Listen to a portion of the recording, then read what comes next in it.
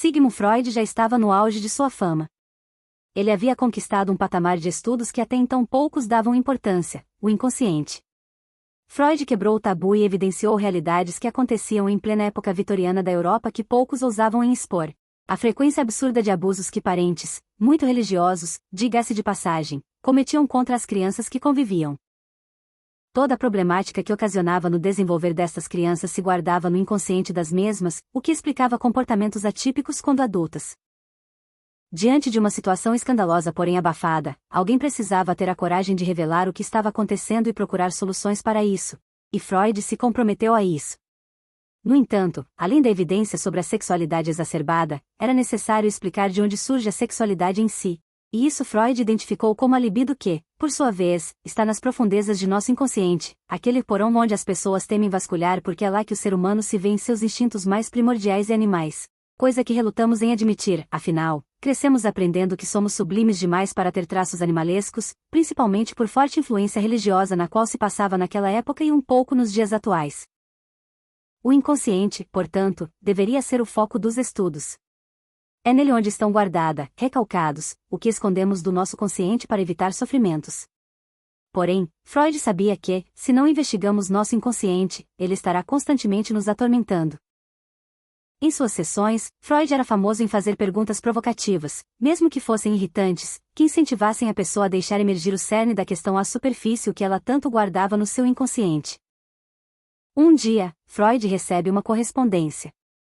Era de um rapaz, quase 20 anos mais novo, que se mostrava um estudioso brilhante sobre o inconsciente do ser humano.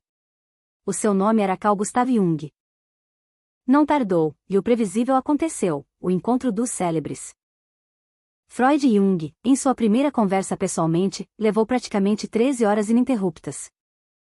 Freud ficou fascinado com tanto conhecimento daquele rapaz, a ponto de considerá-lo como um filho e posteriormente o encarregar de ser o primeiro presidente da Associação Psicanalítica Internacional, IPA, fundada em 1910.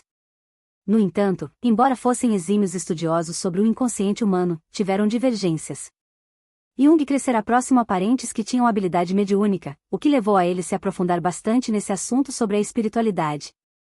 Quando Freud, sendo muito objetivo, determinou que a sexualidade era o ponto-chave de distúrbios e comportamentos atípicos como a histeria, Jung já se contrapôs, argumentando que a sexualidade não precisa ser o motivo único dos comportamentos desequilibrados, defendendo que a psique humana tem influências de fatores também subjetivos.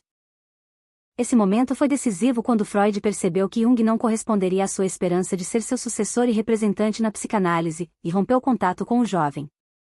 Jung seguiu seus estudos, e criou a psicologia analítica, envolvendo outros tópicos, abrangentes porém mais subjetivos, de como se constitui o inconsciente humano.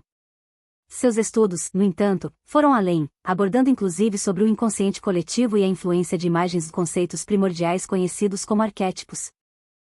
Um parênteses aqui.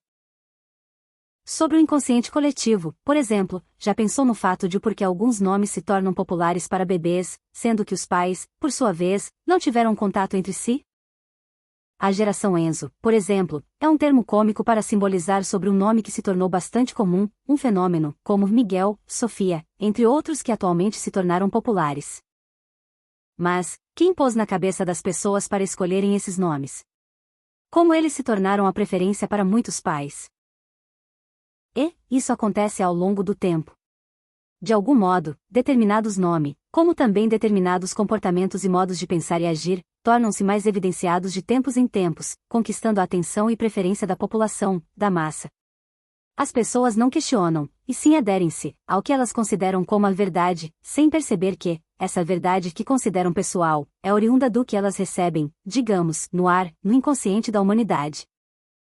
Assim como a psicologia analítica nasceu, a psicanálise clássica também seguiu seu curso, evoluindo com o tempo, adotando consigo outros estudiosos no tema e elaborando as suas abordagens.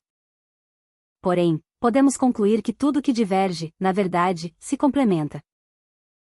Por exemplo, Freud apresentava uma visão mais objetiva, material, sobre o inconsciente, e Jung apresentava uma visão mais abrangente, subjetiva e até espiritual sobre o inconsciente. Em um determinado momento, já que tudo se trata de inconsciente, esses conhecimentos se agregam pois tratam de âmbitos diferentes e cada qual pode contribuir mais dependendo do caso. Tanto Freud como Jung abordavam sobre os sonhos, por exemplo.